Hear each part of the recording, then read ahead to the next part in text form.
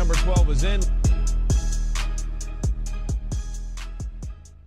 Welcome, ladies and gentlemen, to Cover One, the podcast, and that was the brand new, sexy, dirty, just absolutely sinister audio, new intro.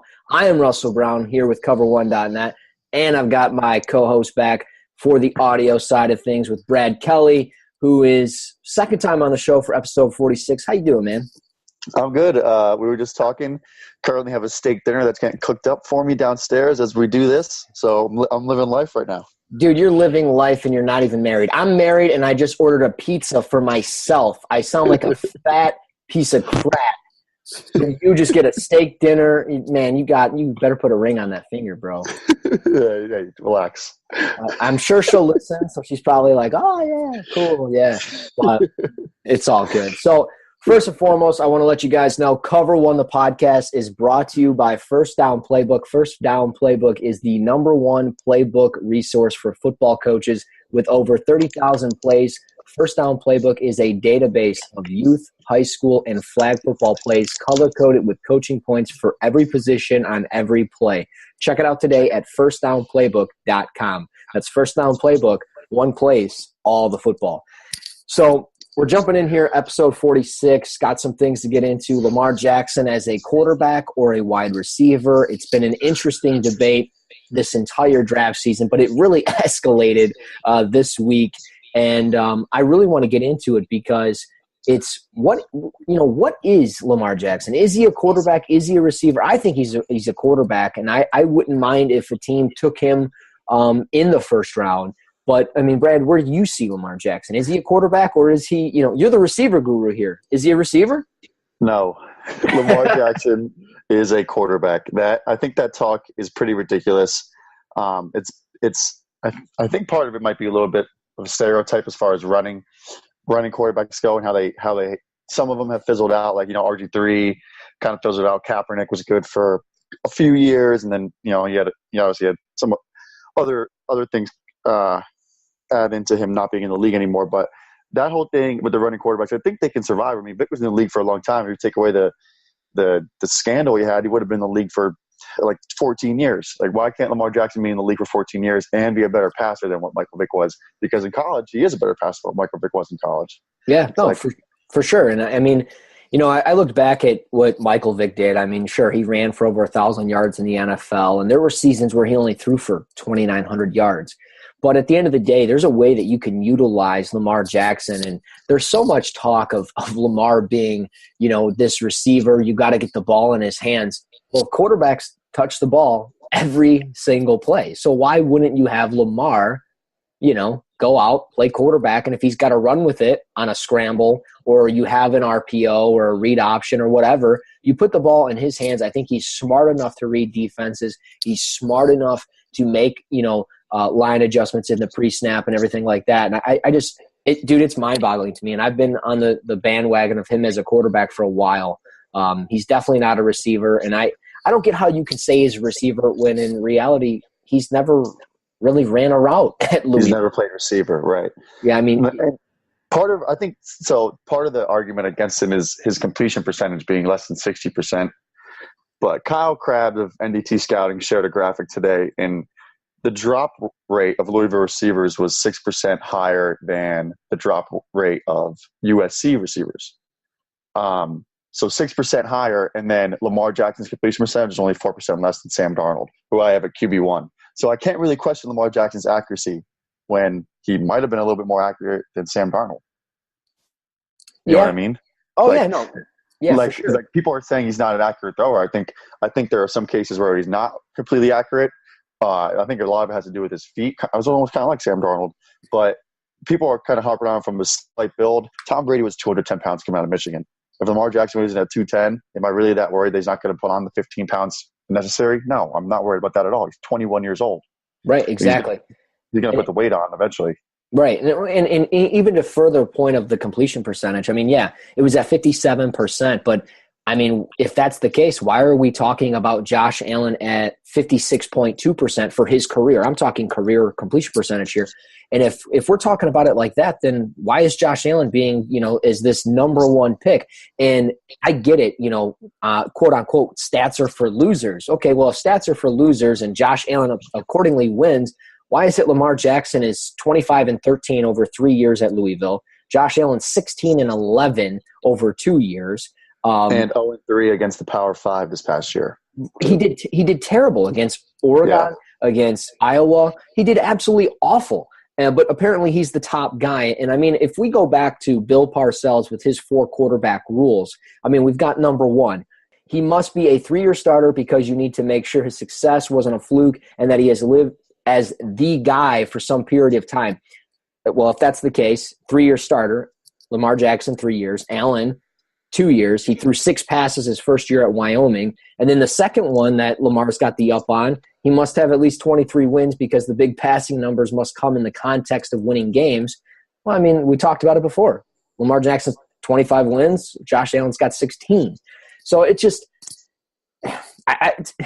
there's so many different ways to look at it. And I mean, truthfully, I think it's the fact that people want to sit here, and I'm not saying, me or you or, the average person, but it may be really the average person, the gentle fans out there that just, feel like because Lamar Jackson is black, he's best suited to be receiver, and Josh Allen 6'5" and white, he fits the bill of everything that you want out of a quarterback. I think it's just ridiculous all the way across the board.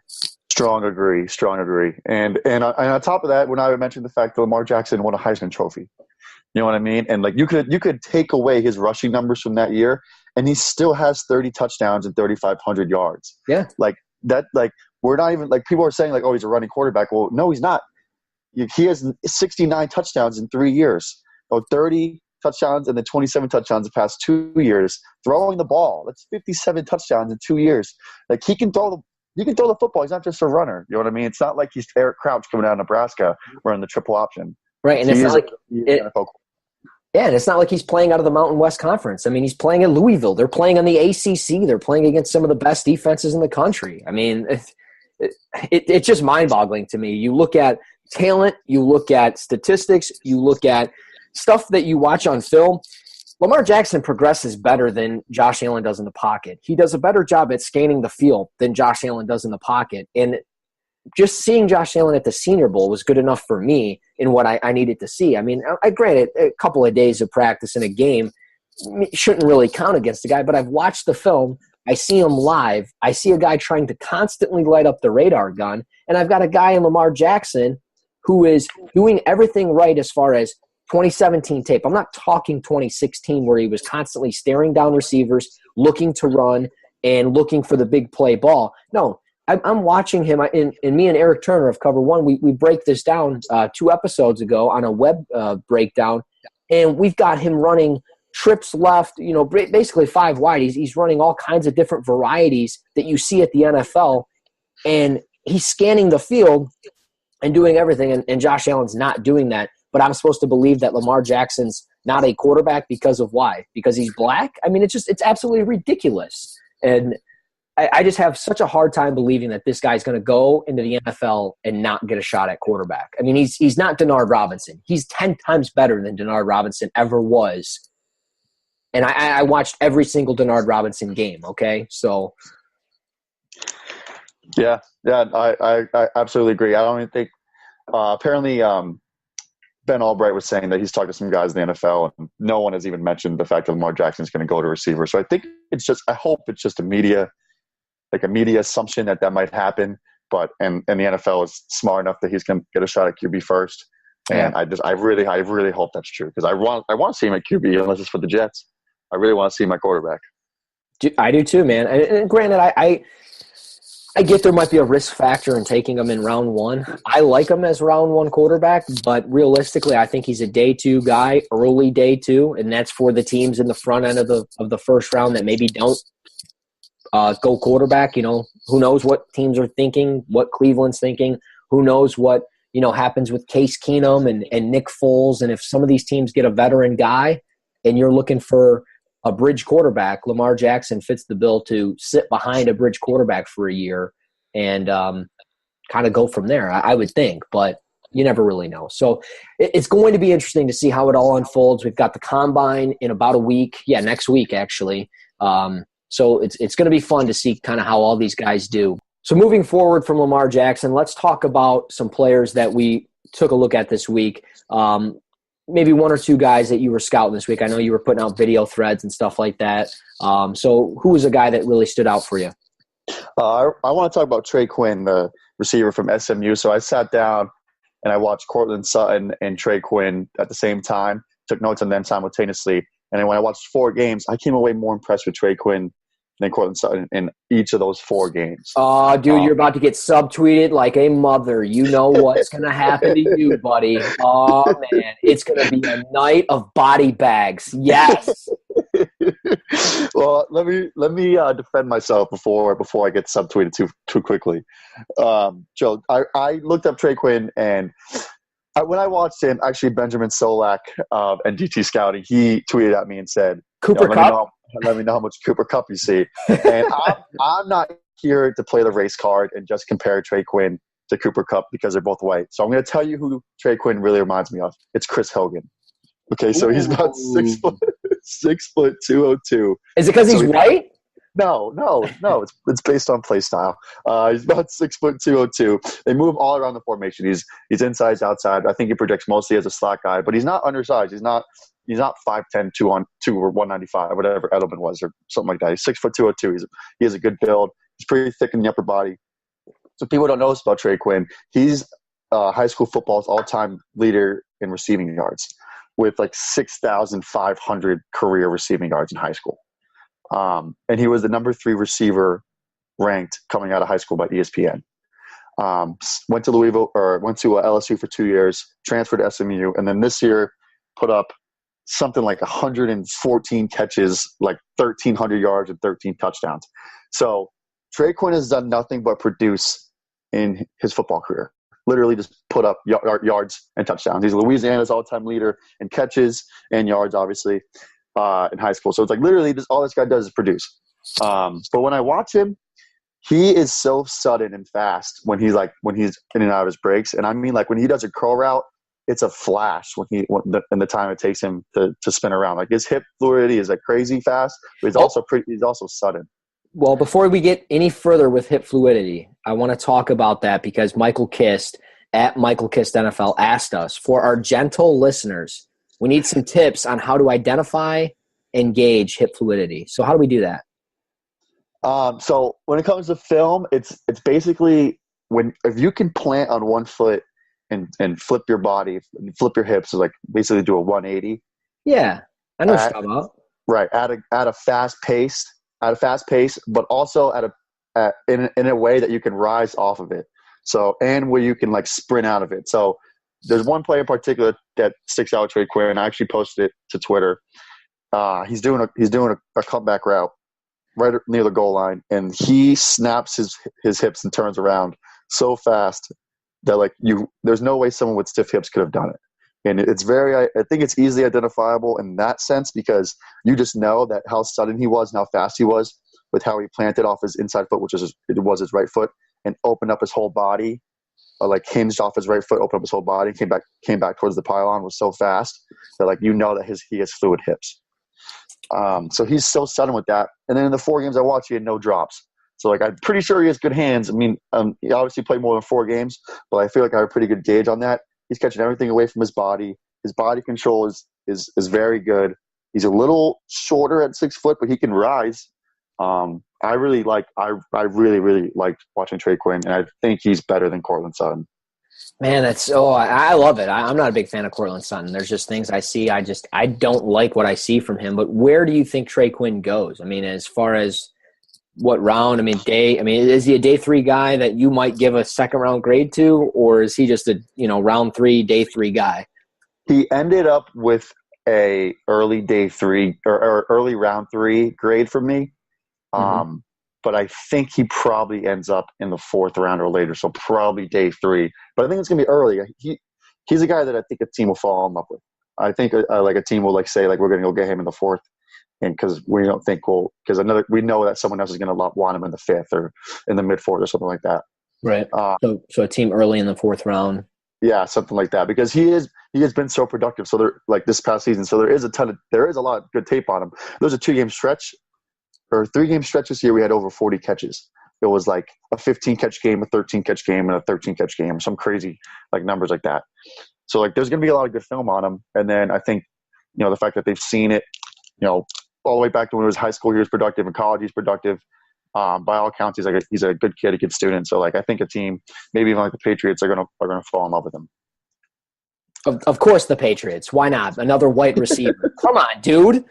You guys can't have all of them, okay? You can't. Why not? Because it leads to too much success. Well, it leads to choking against the Eagles, but okay, all right. Fly, Eagles, fly. All right, so moving forward to somebody I watched this week a little bit more. He really stood out to me in Mobile at the Senior Bowl, and that was Ito Smith out of Southern Miss, the running back. I saw some stuff going, when I was flying down and stuff like that, and I kind of paid attention to it of who he was, and I was like, okay, whatever, And you go and I watch him, and I'm like, okay, this guy is really just standing out. And I think it was that that third practice or whatever.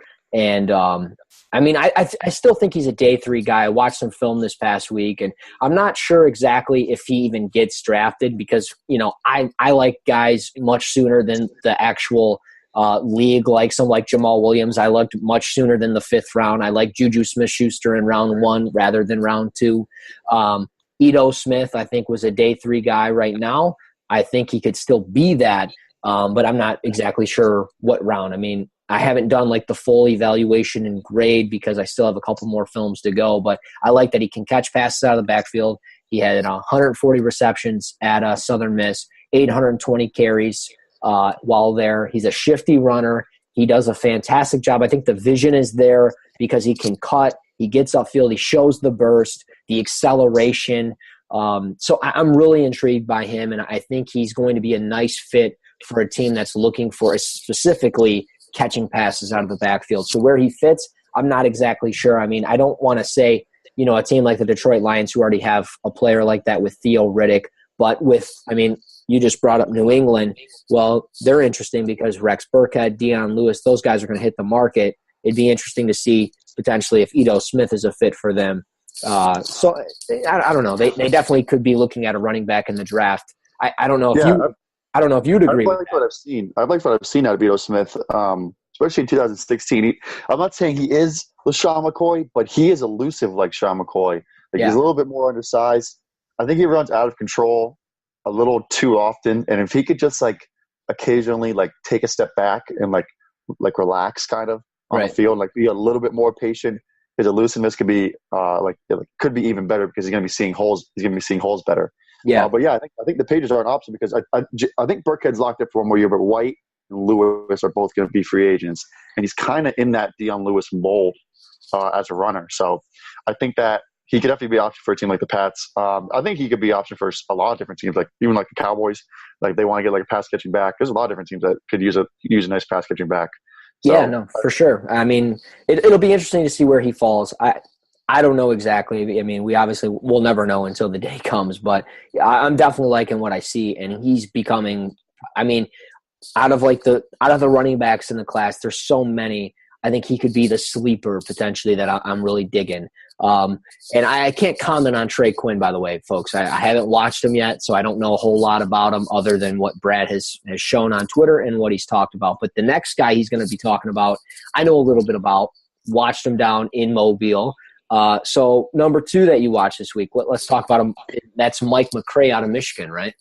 Right. So I've watched Mike McCray for the last 2 years. I watched him a few of his games in the summertime from 2016, and I've always been a big fan of Mike McCray. So he came in to Senior Bowl. He was listed only, I think, a shade over 6'1", but he's pretty good weight. He was 242 or something like that.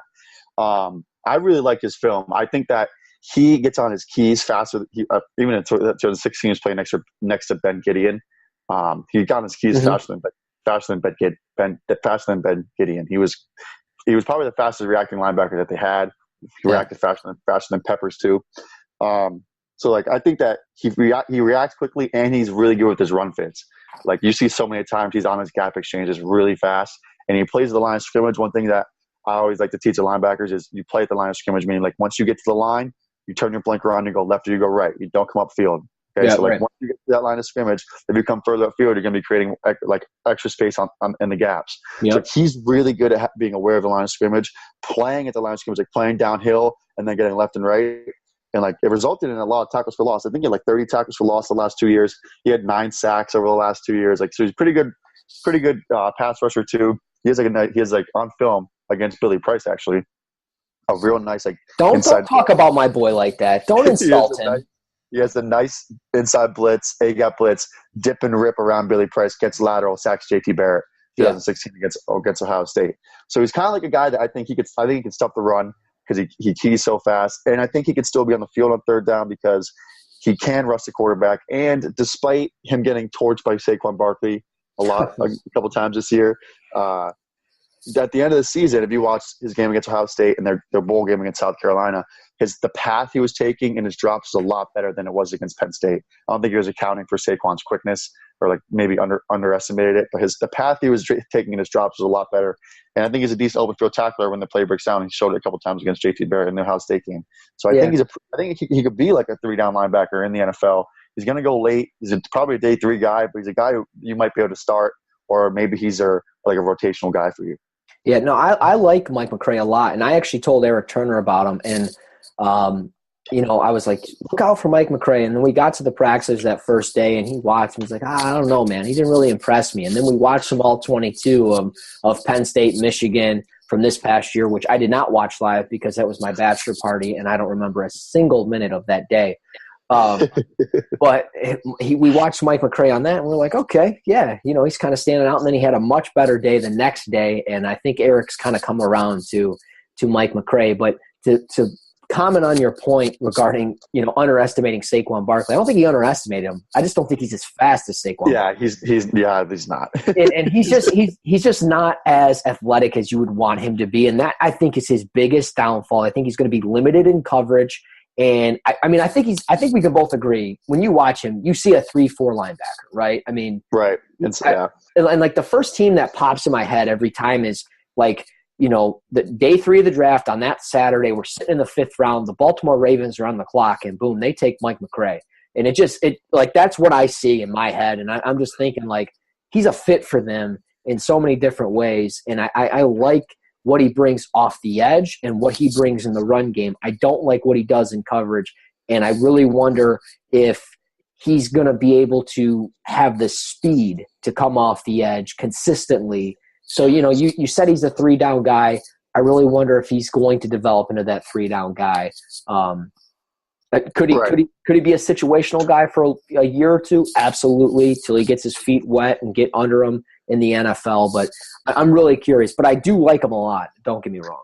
Yeah, and another thing is at the Senior Bowl, I was like so drawn to watching him throughout the practices. Like my eyes were fixated on him because he was a team captain at Michigan. And then he gets out of the Senior Bowl, and I don't know how they decide this, but he's calling the defense. Yeah. So he's calling out the defense. He's shifting guys over who are next to him and misaligned. He picked that up very fast. He's calling out the checks. He's calling out the strength, and then he's on every single special teams. And he's like the contained guy in special teams, which is like the most important position. Yep. Oh yeah. Would say because you have the most responsibility. Don't let anyone get outside of you. So it's not only was he a team captain. Then he goes on to the Senior Bowl, and essentially he's kind of like a team captain, like for all intents and purposes, he's given the most responsibility. So it's kind of there was one play, there was overthrow. He's playing defense, there's an overthrow, and he runs and grabs the ball and brings it back. It's that type of stuff I just love. That's infectious to me. The way his energy during practice, the way he's a natural born leader. He could be a special teamer on in certain situations. If he's on the punt team, he could be on the punt team, or he could be on the punt return or punt block team. So it's I think that he is a piece that you might be able to get, like you said, in the 5th or 6th round, in a team like Baltimore, and Baltimore will probably figure out a good way to use him and utilize his abilities to the best of his potential. Right. Well, yeah. I mean, he's definitely a high character guy. Therefore, he's a New England Patriot already. So, I mean, let's just move forward, right? This is turning into a New England Patriots podcast. It is. This is I'm sorry, Mark. This is now Locked On Patriots, okay? No, but honestly, I mean, Mike McCray was a guy when we were down in Mobile. We were standing inside of Veets, and me and you, we were conversing about him. We were talking about him. I mean, that was a guy that we just started talking about off the rip, and he was a guy that we both really liked. I like him a lot. I think realistically, I think he's maybe a 2-down guy. I don't know if he's got everything that you need. Can he develop into it? Absolutely. He's got the leadership, like you said. So he's going to be interesting. It'll be fun to see where he falls. I definitely think day 3, though. And that's what I love about this draft, man. It's like you've got so much talent. Like the first round is always fun, but day 2 and day 3 of the draft, especially this year, it is loaded. And there is so much talent in this class. It's insane to me. Yeah, and another thing with the linebacking group is if you miss out on a guy in the mid rounds, like say you're trying to get Darius Leonard, who might be a little bit more athletic in like round 3 or 4, and you miss out on him, I think McCray is going to be a good option because I don't think the linebacker group is very deep. And if you're looking late, if you're looking for, like you said, a high character guy, and you miss out on a Darius Leonard, I think it's going to be a natural fit to go after McCray later on. Yeah. No, I mean, like I said, I like him. I think you're right. This isn't as deep as a linebacker class as you'd like. I mean, you've got Roquan Smith, Tremaine Edmonds, Vander Esch. Yeah, LVE, Rashaan Evans, and then who? Yeah, Darius Leonard. But Darius Leonard, yeah, exactly. Exactly. So it's going to be interesting to see how it all unfolds. I mean, yeah, I could throw in like Chris Fry. I could throw the kid from Notre Dame out there, their team captain. Oh, his name escapes me right now. It's whatever. It's not important at this point. But I'll move forward to the guy that I watched also this week, Jamarco Jones. I was finishing up my Billy Price evaluation on him, who I think is a first-round talent. I don't care what anybody says. And Jamarco Jones was a guy that I also watched. And their left guard, Michael Jordan, was actually a player I coached in high school, by the way. Fun fact of the day. Oh, wow. Nice. Yeah. He hit me in the chest once, and I collapsed to the ground, and my day was over. And a fun fact about Michael Jordan is he is not related to Michael Jordan, the basketball player, but he is the first true freshman to start on Ohio State's offensive line since Orlando Pace. So he's a very talented player for their zone blocking scheme. Is he related to Michael B. Jordan, the actor? No, and I knew that was coming, but no, he's not. I don't think so, but he's a very talented kid. He played both sides of the football in high school. Just a great kid, smart guy. Maybe not the perfect prospect, who it really is, especially on the offensive line, but I think he's got a bright future for next year or the year after for the draft. But Jamarco Jones, who I want to talk about, offensive tackle out of Ohio State.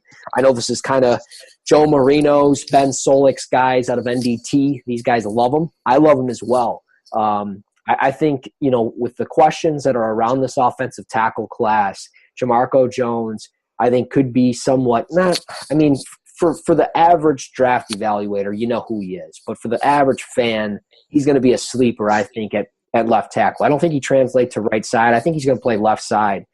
He really stands out. I like the way he takes his angle on his kick step. He does it very efficiently. I think, in the run game, he's absolutely going to maul you. And you see some of the plays on tape that go the complete opposite side of the field. He's mauling a safety down the field, a linebacker. And I mean, just not just like mauling them like physically with his hand placement consistently. He's taking you, putting you in the dirt. I think, hands-wise, he's got to get faster with them, shooting his hands. But I think the hand placement is inconsistent, but he's still just – I like him all the way around. And for an offensive tackle class that when you get through, Connor Williams, Mike McGlinchey, and Orlando Brown, you don't really know what follows it. And, I mean, you could make a case for Tyrell Crosby, Martinez Rankin. Outside of that, you got a lot of offensive tackles moving to guard. You got Isaiah Wynn, who, he's got the ability to probably play left tackle or right tackle, but he's probably the way I saw him at right guard in Mobile, that's my guy I'm playing at right guard. He's fantastic there. But Jamarco, I think, is a guy that could play left tackle for sure, and I'm excited to watch him next week at the Combine. So, are you concerned about his size at all? Because I know he's a little light for a left tackle. I think he's only like 305 or 310, right? yeah, I think I'm not too concerned with that. The reason why is because it's not like his weight was consistently up and down. It's not like in 2016 he was 290, the next year he was 305, or he was 305 and then 290 or something like that. I think easily with an NFL coaching staff and a training staff, he can easily add 10 pounds. He can add the muscle. He can get faster. He can get stronger. I think, he needs to shore up some things as far as being a better technician, but I really like what I've seen from him, and I love what he does also laterally. I mean, there was times I'm watching him on film. You've got guys going and spinning on him, and he's just going with them laterally at ease. And granted, some of these players that were spinning on him from Wisconsin, for example, they weren't, Jadeveon Clowney. They weren't Khalil Mack spinning on you, but they were still spinning and going up for, upfield into the backfield, and he was staying with it 100%. So I really like that type of stuff when I see it with offensive linemen. I like seeing what they can do laterally, because I know in today's NFL, no matter whether you're a left tackle, center, guard, you're going to play laterally a lot of the time, especially with so many RPOs, with so much different schemes, especially zone blocking. And, Jamarco just, if you get him in his own scheme, I'm really loving what he's doing. So, do you think he's too good laterally to move him away from right or left tackle? Yeah, no, I mean, I'm going to go with what his strengths are. I think if his game suits him at tackle, I get it. Hey, he plays good. He plays well laterally, but I'm not going to play him at guard. And like, if I've got an offensive tackle, my last resort is to play him at guard. And if I know he can play tackle, my last resort is to play him at guard. But if I know he can play guard, then I'm going to play him there. But Jamarco, from my understanding, from what I looked up, I don't think he's ever played guard for Ohio State. I could be wrong, but I don't think he's ever played there. So for me, I don't think so either. It just doesn't seem like a natural fit for me to play him at guard. But I get what you're saying as far as he's gifted laterally. It could be a benefit for your offense. But for like I said, a weak offensive tackle class, I'm going to take my chances. And if I'm a team like, let's say Denver, if I'm Cleveland, I've got not 3 picks, but 6 picks in the top 65. I don't have Joe Thomas forever. If you get Jamarco Jones in round 2 or early, the first pick of round 3, you've got your future left tackle potentially, because he's learning from Joe Thomas, who's fantastic. And I just don't see why you would plug him inside. But, I mean, I'm not an NFL scout, nor am I a coach. So, I mean, it could very well be he plugs inside. So it'll be interesting. I think he's a day 2 guy, though, for sure. I think he's going to go round 2. Right now, I think he's offensive tackle 4 on my board, behind Connor Williams, Orlando Brown, and Mike McGlinchey. So it'll be interesting. But let's move forward from the guys that we've scouted this week. You don't have anybody else, right? Or is there somebody else? I do not have anyone else. Okay. I wanted to keep it kind of short and sweet, 1 to 2 players. Let's move forward with draft options. Let's try to at least get through Denver to Chicago, and then sometime next week we'll start getting with the coin flips with Oakland and San Francisco. Let's start with Denver. Draft options, number 5. They're picking 5th overall. I mean, last time we talked about this, we went 1 through 4, Cleveland to Cleveland, and we talked about how Josh Rosen would be a nice fit for New York. We talked about how Sam Darnold would be a fit for Cleveland at 1, Minkah Fitzpatrick at 4. I mean, what do we see Denver doing in the draft? I think it's got to be Baker Mayfield. I mean, they saw him in Mobile, and during the practices, I think he was really good. I think he was the best quarterback there, and I don't think it was particularly close. Even during the game, this is like a minuscule trait when it comes to being a quarterback in the National Football League, but he is doing his like read option fakes, and he's sprinting out of it. Like, I mean, full go. And this is at like an all-star game, and I'm like, and you could see that his teammates like love being around him all week during practice. And then I see that during the game, and it's like, you tell why. You know what I mean? Like, I feel like guy's a natural born leader, and like that's why. Like that was impressive to me, just to see is like his energy and like how infectious his attitude is and how he is during practice. And then I think Denver got a good look at him. They need a quarterback it's a right like draft slot for him. He should be a top 5 pick. Like Baker Mayfield has to be that pick, in my opinion. I agree. I think and it's in a situation where I don't think you even need to play Baker year one. I would over the guys that Denver has, but if you were to go out and talk to, let's say, Philly, and you say, hey, we'll give you so-and-so and a pick or whatever, because if they're going to, let's essentially say they go out and try to get Kirk Cousins because they're going to go all in to try and get him. Well, if that's the case, they're going to have to move some guys. I mean, Talib, Emmanuel Sanders, Demaryius Thomas, these are big name guys. They have big money contracts. You're going to have to move on from somebody here if you're going to try and get Kirk Cousins at $60 million guaranteed. So if you're going to do that with Denver at 5, and let's say they do that, they put the plan in place and they strike out, right?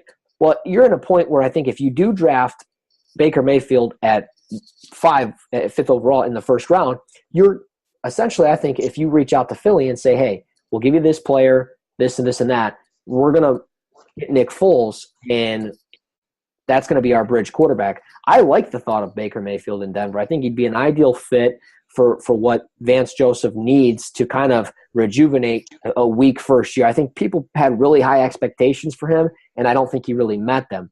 But another option that I think that they could go, and this is if they get Kirk Cousins, it's Quentin Nelson out of Notre Dame, right? I mean, this offensive line, we've talked about it time and time again. They've been in a really, really mediocre spot for the last couple of years. Just every quarterback they've had has not had good protection. They added Garrett Bowles last year out of Utah.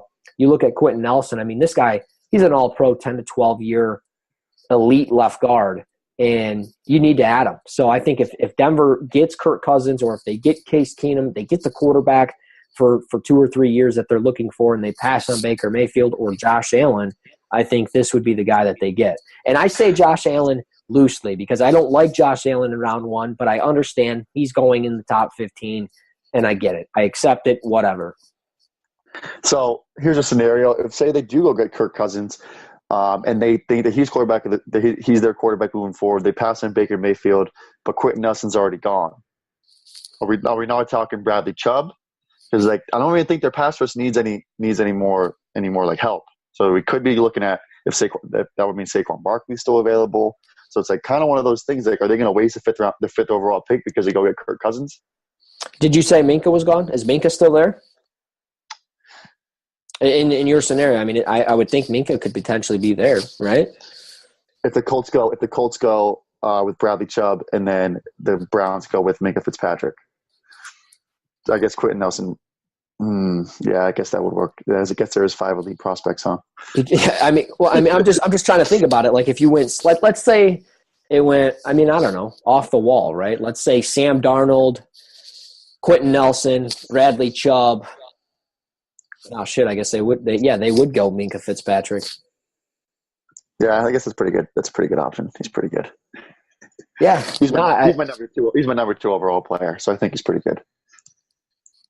Yeah, no, it would have to be. I mean, I think if they were to go Bradley Chubb, I don't think it would be a bad idea, though. I mean, if he's still on the board, I don't think it'd be a bad idea to your question. And I mean, I'm trying to think of where you would exactly play him. I mean, I don't like Bradley Chubb as a stand-up edge rusher. I'll be honest. I like him with his hand in the dirt. I like him being a benefit to the run, not consistently having to worry about him rushing the quarterback. And if you have him as a stand-up edge rusher, I get it. You're running a 3-4 front, and you've got 3 down linemen. Odds are you could easily, put him in a situation where he's rushing off the edge and stopping the run, but then you've totally got to make up for the side in the flats behind him because teams are going to outnumber you there. And now you're asking Bradley Chubb to cover flats, which I don't know if I trust that. So personally, if I'm the Denver Broncos, I like Bradley Chubb, but I would be passing on him to go get Quentin Nelson or my quarterback in Baker Mayfield if it was me. But I mean, I can't blame them if they went out and got Bradley Chubb because he is a crazy talent. So I don't know. I don't think it. Where would Bradley Chubb go though? If he's not going in the top 5, where does he go? Right. So one option could be the Jets. I mean, they just need as much talent as physically possible. But yeah, if they've already gotten their quarterback in there, like Minka and Saquon and Nelson are already gone, I don't know what the scenario would be. But if that happened, like who really is there for them to take that fits their system and is an elite player. It's kind of one of those things. Like I don't know if that person exists. Right. Well, and that's, I guess you always, and I hate bringing it up as far as like trading down for a team, because it's not like, yeah, it's an option, but it's not a realistic option for every team, because not every team is calling you and saying, hey, we'll give you this, this, and that to move up. So like if, and this is off the scenario of them getting a veteran quarterback in free agency, but I mean, trading down, I think would probably be what they would be doing. They'd be talking with probably Arizona. They'd probably be talking with Buffalo and seeing what they can do. Or maybe they just settle with the linebacker. I mean, would you be thinking Edmonds is a guy for them, or Roquan Smith? I mean, we haven't really seen that mock to Denver too much. So, I mean, would those be options? And now that I'm thinking about it, I think that's a potential option in our scenario. I mean, I think Chubb's a better player than those two, though. So I don't know. I might still go with Bradley Chubb and fit my system around my players. Yeah. I guess, I mean, yeah, it's not like you can't change what you're doing. It's not like you couldn't put Von Miller and Bradley Chubb in the dirt and just letting them go at it and get after the quarterback and stopping the run. But it really depends on free agency. And that's, you know, these are fun to do. They're fun exercises, but it is so tough without free agency happening and seeing how it all unfolds. And that's why when I did my mock draft, it was like, man, this is so premature. This is absolutely ridiculous. This is, you know, just too soon. But let's move forward to the New York Jets at 6. It's got to be quarterback, right? There's no way that this team can go in another direction unless they, like we talked about, get Kirk Cousins or Case Keenum or something like that. But it's got to be QB in round 1 if they don't have one.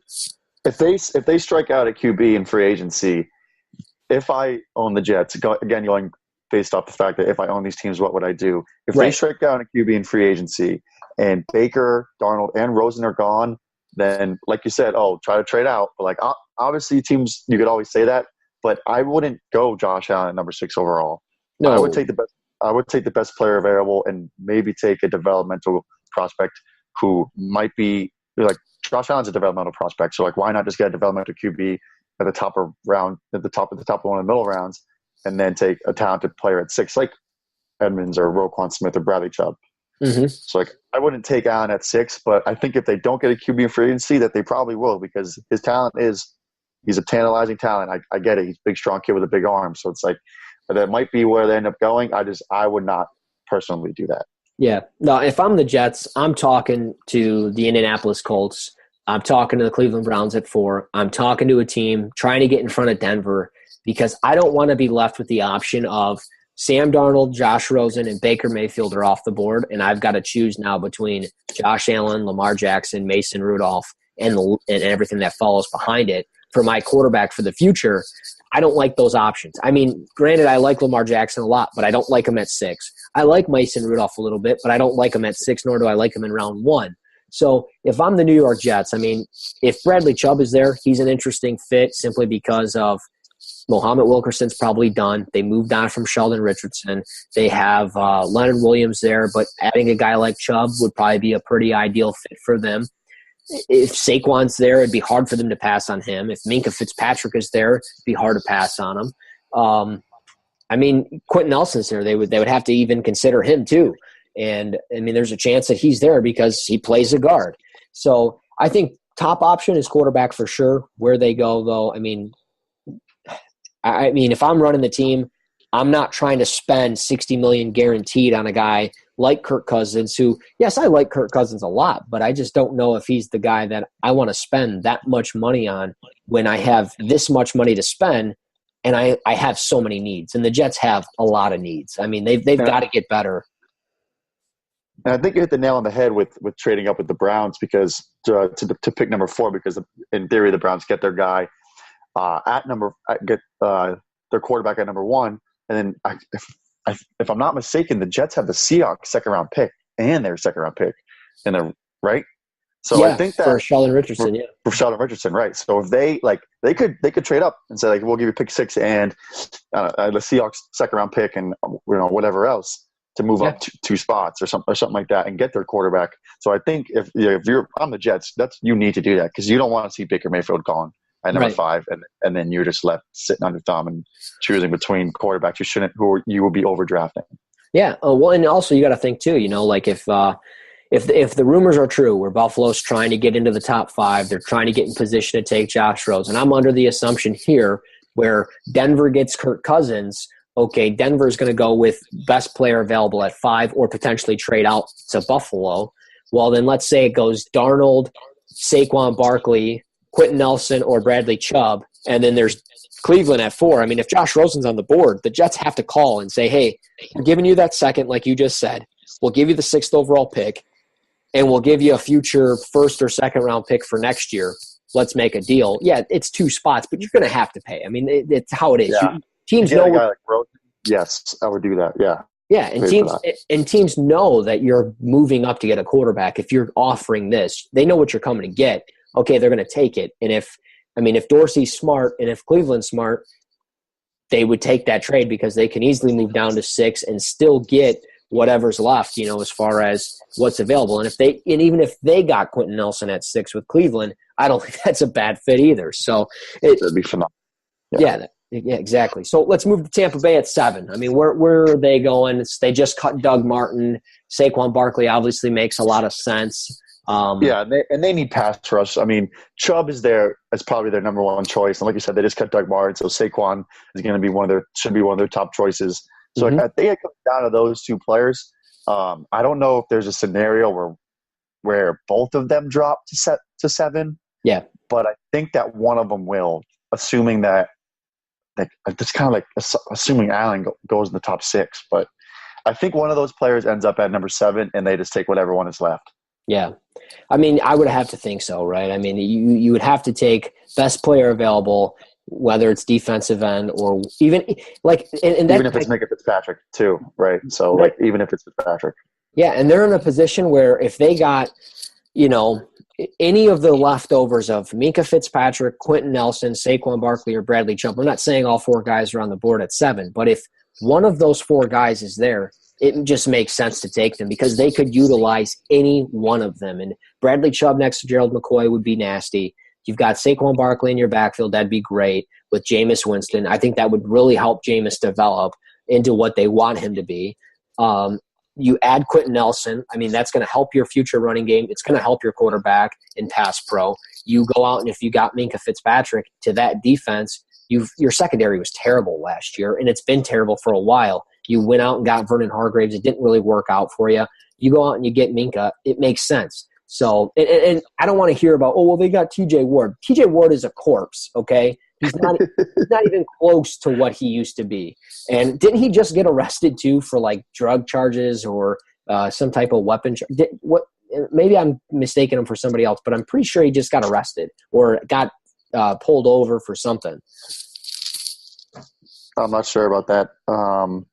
But just like a rough idea of how the draft would go. Like Darnold at 1, like what we were saying, going along with what we were saying during the last podcast. Like Darnold at 1, Rosen at 2. Nelson at 3, Minka at 4. If Baker's at 5, that means Saquon and Chubb. One of those 2 will be there at 7. So I honestly think it's going to come down to whoever, like they're going to take the leftovers. But I think you get Saquon or Bradley Chubb, you're getting a top 5 player in the draft at pick number 7. I think you're happy with that no matter who it is.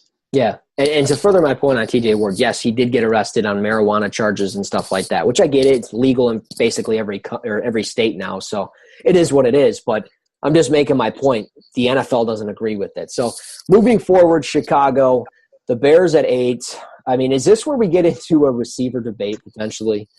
So I think this is where we get into receiver debate, and I think it's for 2 reasons. One, I think there are 7 elite players in the draft.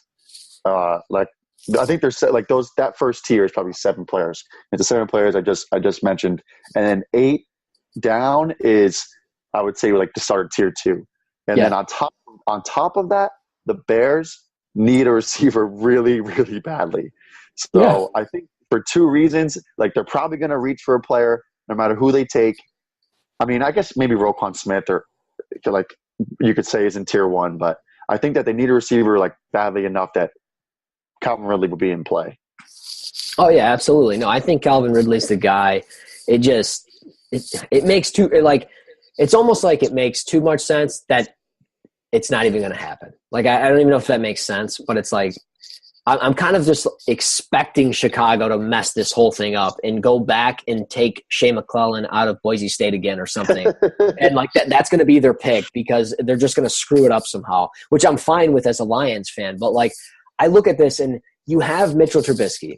Last year, basically your top wide receiver was Dontrell Inman. And you gave up a 7th rounder for him. No harm, no foul. But Inman was pretty good. I think you can develop something there. Eddie Royal is long gone at this point. You need something. And Kevin White is not close to what he was when you drafted him. You need to go out and get a number 1 receiver, a number 1 threat. And you're not getting Jarvis Lynch. You're not getting Allen Robinson. So what does that really leave you at the receiver market? You need to go out and get Calvin Ridley at number 8. And if you're not going with Calvin Ridley and you're looking at, okay, well, Oakland, San Francisco, these teams are probably going to take linebackers. I like Roquan Smith. If you go out and get Roquan Smith, that's fine. But I think those are the top 2 guys for them, Ridley and Smith for sure. Yeah, so I was actually talking with Brandon Robinson at B-Rob NFL today about Sammy Watkins because he just hit free agency, and the Bears were linked to him immediately about being a team who's going to be interested in Sammy Watkins. So we'll know more when the draft comes around. Like if they go out and get Sammy Watkins, then maybe they wait to take a receiver in the 2nd round or the 3rd round. And like my idea, of course, going back to Dante Pettis as my wide receiver 1, if they get Pettis and Watkins, like they're suddenly kind of cooking with gas. Like that's a duo that's like electric. And Sammy Watkins is only 24 years old. Like he's young. Like I know that's kind of crazy because he's been around for so long. Yeah. But like it seems for so long. But I think that he's going to be the number 1 target. And if they go out and get him, I think that takes away the option of Ridley at number 8. They could wait a little while, this wide receiver class is so deep that they could take a guy later on and pair him with Watkins. But then if they do that, like what do they do? Like you said, Roquan Smith, maybe Tremaine Edmonds, like Denzel Ward. Like, don't say Denzel Ward on this podcast as cornerback 1. Don't you dare. You see yourself out, buddy, okay? He's not my cornerback 1, but I think the NFL thinks he's cornerback 1. Look, man, I'm going to talk to you like you talk to Hall of Fame quarterbacks. Get the hell out of here. You can see yourself out, all right? No. Seriously, Chicago, I totally forgot about Sammy Watkins, which is funny because the Rams just traded for Marcus Peters today. Right. With the way that whole thing's going on, they're going to keep Aaron Donald. They're going to have to eventually think about how they're going to fit Marcus Peters and potential cap hit there down the line because I don't believe he's paid yet. I think he's still got to get paid. And you got to pay him at this point because you just traded for him. I think that means Tremaine Johnson's good as gone, and Sammy Watkins I would think is good as gone because if you're thinking of the future, you've got Robert Woods on contract. You've now got Todd Gurley, who you got to think about paying eventually. He's going to want big money because he's one of the top 5 running backs in the league. You've got Jared Goff. We know how quarterbacks are. This year's at 60 million guaranteed. Next year it's 70. By the time Goff's around, it's 80 million guaranteed. So, the way it's looking, you're going to have to prepare yourself for the future, and you're going to have to take Sammy Watkins and just kind of cut your ties and hope for the best. I would think. I don't think you're going to franchise tag him, nor do I think you're going to get a 1-year deal, prove yourself deal like the Eagles did with Alshon Jeffrey. So, right, because Watkins is 24 years old. He just had 8 touchdowns for the Rams. Like a team is going to give him a 4-year deal, like no doubt. Yeah, no, you're going to give him 4 years, 5 years, and probably around $6 or $7 million, just because that's what teams do. They pay him more than maybe what he's worth because I don't know if he's going to play every game. He might give you 12 or 13 games, which is fine, and that's something that Chicago could definitely use. And I like the idea where you're at. And when you said – it's funny too because when you said Sammy Watkins to Chicago in free agency and then going out and maybe getting Dante Pettis, that was like what was in my head. And then you said it and I was like, oh, okay, I like this guy. So, I think that would be ideal for them. That would be especially with Trubisky. Yeah. But I think too, we were kind of talking about it last time about protecting your young asset. Who's the left tackle? Leno? Yeah, Charles Leno. Could they go get Connor Williams? I like the thought, but it might be a little early, and who knows? Maybe there is a quarterback on the board. Maybe Baker's still there. Maybe Josh Allen's still there. Arizona's sitting there at 15. They have Blaine Gabbert and Drew Stanton, and I get it. We're talking trade down scenarios, but I truthfully think New York's in a position where they trade up. Tampa Bay, Chicago, Oakland, San Francisco. These are teams that are in a position to where trading down makes sense. And Chicago could potentially trade down, and that's when they get, an offensive tackle, whether that's Orlando Brown or Connor Williams. I think that's pretty ideal. I would think they would want to take them simply before Cincinnati's on the board at 12.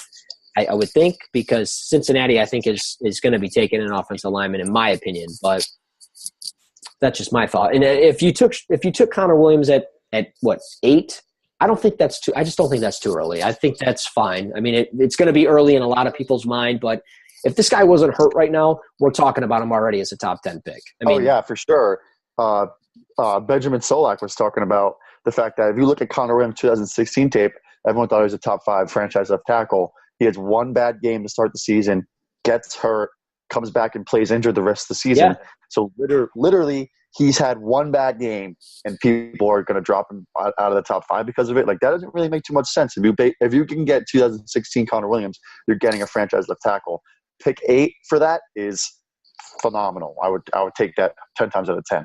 Yeah, no, and that's true. But I think they did just pay Charles Leno, so it's interesting. And they just cut Josh Sitton, so it could be where they potentially preparing themselves for Quentin Nelson at 8 if they think he's going to be there. So I don't know exactly how that's going to go. But let's move forward from the draft options. I don't want to get into Oakland and San Francisco. We've already spent quite a bit of time between Denver and Chicago. Let's get to the Twitter questions, the few that we have or the many that we have, because I know you talked with the Breaking Football guys. And my phone blew up during the entire thing. So, I mean, we've got our guy, Chris Spooner, at Spoonful of Sports.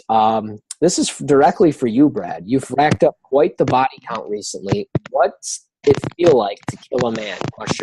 And if the FBI is listening, Brad Kelly has not actually killed a guy. It's just Twitter talk, and he's just dragging people that troll him down. So, Brad, go ahead and take this question. Well, first of all, I will touch on the fact that Spoon is our guy. He's the salt of the earth, that dude. So like this is like a fun-filled question. It's not a serious one, but basically what happened was when I was I'm going to tell the story, try to keep it quick. But when I was a freshman in college, there was this like Facebook message board. I played high school football in Rhode Island. I still was in Rhode Island for college, and there was a message board about like basically Rhode Island high school football. Guy commented, "Oh, this kid's the best quarterback in the state." I was like, "No, he's not." He messaged me. He was very rude. Apparently, he was the kid's quarterback trainer. And he basically like bragged about himself. I played in the NFL here. He trained Christian Ponder, who stunk. How he like I had no idea what I was talking about because I played receiver. And then he was like, "You know nothing." I actually think he said like, "You don't know shit," even though this guy's like a 45-year-old adult. So I sit on that for 7 years, and I just remembered his name. And suddenly I get a Facebook or a Twitter notification that this guy followed me, and I was like, "That name sounds familiar." So I open up Facebook Messenger, type in his name. Sure enough, it's him. So I said to him, like, "Hey, 7 years ago, like, thanks for the follow. 7 years ago, when I was 18, you told me I had no idea what I was talking about. Like, see yourself out." And then I posted some of the messages he sent, and they were awful for a grown man to be sending to a teenager. And everyone seemed to love it. The fact that I was that petty and held that grudge for that long. So to answer the question, what does it feel like to kill a man on Twitter? It's extremely satisfying.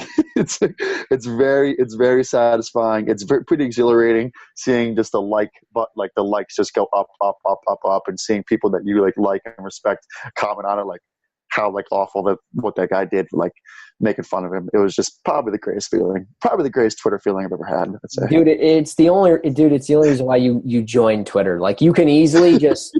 You can Jesse it now. You can sign off. You're good, man. Like you are like the Truman Show. Like we're signing off. You're good, man. Like it's over. You did your thing. You got this guy back. It's over, right? Like 7 years. You holding on to it. Dude, I can die in peace now. Yeah. Yeah. No, I opened up Twitter and the whole thing was just unfolding, and I was just sitting there and I was like, yes. I was so happy. So. Oh, that was a question directly for you, Brad. But let's move forward to something for both of us since you're having all the fun over there. If you were to guarantee one receiver in this class to be a Pro Bowler in the NFL, or in his NFL career, who would it be? Also, how big does track times factor into your grading for wideouts? This is from Zach Hicks, which you can find him at Zach Hicks 2. Well, for me, if I was to guarantee one, I'd probably say Calvin Ridley. Oh, boo! I would probably say Calvin Ridley because I think he will produce consistently at a high level. Someone else got in that conversation and said, would coming in as a punt returner as a Pro Bowler, would that count? Yeah, that's from Steve Shoop, and he's at Steve-O Speak. I think that if we're going that route, it's Dante Pettis and Christian Kirk because those guys are electric when it comes to punt returns. So I would say Calvin Ridley at receiver because he's going to produce consistently throughout his career, in my opinion, for next 8 years. And then if we go on punt return, it'd be Pettis or Christian Kirk.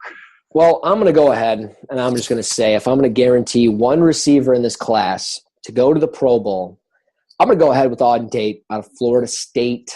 Ooh, I like it. And the reason why is he's going to be 20. He's 21 right now. He'll be 21 for the entire year.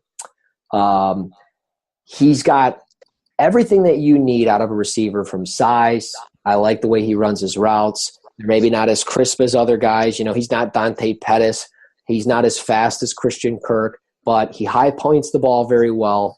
Again, size, red zone target. This guy down the line I think is going to be very talented. I think he's going to end up in the first round despite how raw he is. And you've got to remember there was part of the year, essentially the entire year this past year, where he was playing with a true freshman quarterback. And DeAndre Francois got hurt, and it just kind of, I think, ruined part of his year to really break out and be a top guy because I believe he finished with only 40 receptions. So while, yes, he's very raw as far as statistics go and everything else that you see on tape, and I don't know. That's my guy, so I'm going to go with him. I like that too because I think that he's a guy who throughout his career he could have a season where he has 12 touchdowns because of how good he is in the red zone. And even if he only has 60 catches and 900 yards a year, say for example, but he has 12 touchdowns, that's probably going to get you to Pro Bowl because of the TD numbers. So I really like that. I like that pick. Thanks, man. I appreciate it. I'm glad you didn't put me in a body bag. I'm really, really thankful right now because I got some pizza that I want to eat, and I'm excited that I can eat that pizza in one piece. Also, how do you this was to Zach's question. How big does track times factor into the grading for a wideout? So I'm assuming he's talking about 40 times. Right. So track times, I always look at the high school track and field numbers when it comes to validating guys' athleticism before the combine. So, for example, like I mentioned, Dante Pettis' long jump last time, 24'7". Every guy who's ran track, I have their track numbers. If you want to follow that along with that, follow Tracking Football, which is at Tracking Football, I think without the A in tracking. So they'll have all their numbers, all their high school numbers, and I take that into account just to get a rough estimate on their athleticism before the combine. So Tony Brown, the corner from Alabama, runs a 10.12 100 meter. That's his best. So I know that Tony Brown's very fast, and he's probably going to run a 4.30 40. So that's just kind of a way to know beforehand. But then I think the combine, as far as the combine goes, I definitely take that a little bit into account when it comes to their athleticism. Pure athleticism is 10% of my grading scale, so it's definitely a factor, but it's not the overarching number one factor. I want good football players. Oh yeah, absolutely. I mean, I agree. I definitely don't want, if we're talking running backs, I don't want a running back that's running a 4.65 40. But if it's not like do or die. If I watch the tape and I see a guy and I see that he's doing the proper things and the technique is right, I'm okay. But if he reaches the average times as far as the 40s go, if he's an offensive tackle and he runs a 5.1 2.40 or whatever the case may be, I'm not too worried about it. But if he's running a 5.5 or something's crazy, I might get a little, okay, this guy's not athletic enough to maybe play at the next level. He's not keeping himself in shape. So I'm sometimes worried about those things when it's a really way off number. But if you're hitting the average or above, we can deal with it. So, and then the last question is from Riley Almond, and you can find him at Almanac Draft. And I think he's definitely joking with you. It just must be a breaking football thing. I feel so lost now because I'm not. He goes, "Why do you hate James Washington?" Question mark. I don't hate James Washington. Yes, you do. I think that there are other players who are better than him. It doesn't mean I hate him. I think that I spoke with him a little bit at Senior Bowl. He seems like a nice kid. I don't mean to say that just because I think I'm gonna like make fun of his game now, but like seems like a nice dude. But I think his game is a little bit more niche than it is like a complete receiver. Like he's gonna win an 8 and 9 balls. Like I think we mentioned this last time. Like, but I just don't see him as the complete receiver all around game. So I have other guys ranked ahead of him. But I don't hate him. I promise I don't hate him. I don't hate any of these prospects. So far, all of them that I met when I was at the Senior Bowl, they were good dudes. So don't hate James Washington. I just think there are a lot more better receivers out there in this class. And for those that were wondering, I'm not as mean as Brad, and I actually have James Washington as wide receiver 3. So, I mean, I don't know as much about receivers as he does, and I'm not making you a wide receiver draft guide, but definitely buy Brad Kelly's wide receiver draft guide for $5 or $10. I think it's going to be $10. $10, and this guy's charging a premium. Unfollow. No, for real. Definitely check out that draft guide. That's going to be awesome when you put that out. It's going to be a PDF file, from my understanding, at $10 a pop. There's going to be so much stuff in there, and I mean, definitely check it out. I mean, I can't wait to see it. I'm going to buy it for sure. So I look forward to it, my brother. Awesome, thank you. Yeah, man. Well, that's all we got for you. Got anything else? I mean, that's the questions, that's the draft pick stuff, and everything else. No, but as always, follow me at Brad Kelly 17. That's KELLY17. Follow at cover1 or at cover_1_. Follow at Breaking Football at Breaking_FB. And look out for a Mike McCray scouting report this week on cover1.net.